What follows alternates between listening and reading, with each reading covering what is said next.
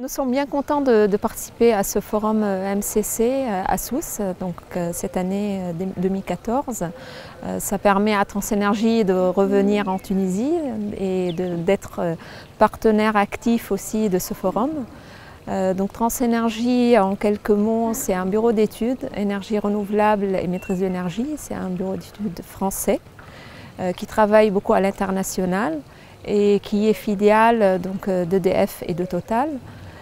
Pourquoi on est là aujourd'hui? Parce qu'on a fait une étude qui a été commandée par IPMED et qui a été aussi pilotée par l'ADEME internationale et le réseau MEDENER. Cette étude portait sur le potentiel d'emploi dans le secteur de l'efficacité énergétique. Donc Transenergy a mené cette étude pour montrer l'importance de ce secteur et puis tout le potentiel d'emploi et de formation qu'il y a derrière ce secteur. Donc, on a travaillé dans 4 pays qui sont la Tunisie, le Maroc, l'Algérie et le Liban. Et ce matin, j'ai animé avec mes collaborateurs et collègues une table ronde sur cette thématique. Et on a bien vu le débat qui a été bien dynamique, donc l'intérêt que ce sujet suscite chez nos partenaires tunisiens. Donc on est bien content d'être là, on est bien content de voir aussi la dynamique qu'il y a derrière ce forum. L'efficacité énergétique, pour finir mes propos, je reprends une phrase qui a été dite ce matin et qui a été reprise aussi dans la séance plénière, subventionnant les économies d'énergie au lieu de subventionner les consommations énergétiques. Et ça, c'est applicable dans les différents pays où il reste un potentiel à exploiter.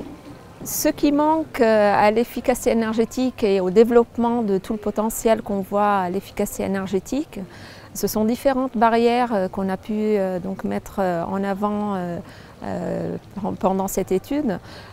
Donc les barrières sont d'ordre technique.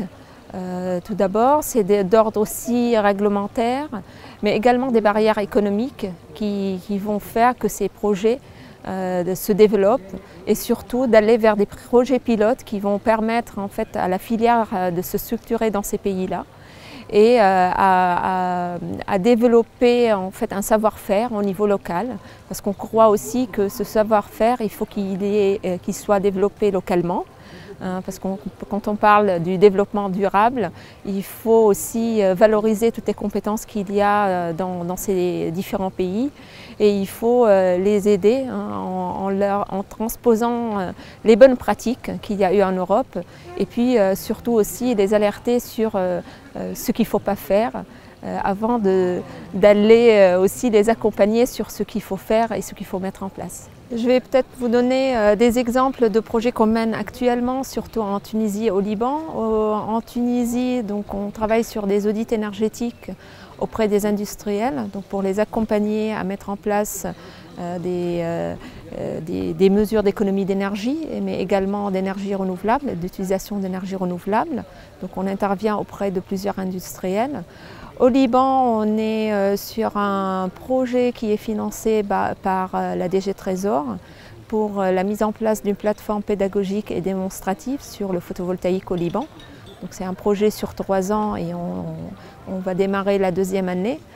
Ce projet permet de structurer la filière photovoltaïque au Liban. Donc, ça nous a permis aussi sur ce marché-là d'accompagner le premier projet de centrale photovoltaïque. Et là, on est en train de travailler sur le 2e projet de centrale photovoltaïque au Liban. Donc, je rappelle que le Liban il a fixé comme objectif de 12% en énergie renouvelable à l'horizon 2020. Et donc, on accompagne ce marché-là aussi à aller plus rapidement sur la partie énergie renouvelable. Au Liban, on lance aussi les audits énergétiques auprès de secteurs industriels et d'hôpitaux. Donc c'est des projets qui sont aujourd'hui en cours et sur lesquels nos équipes sont mobilisées.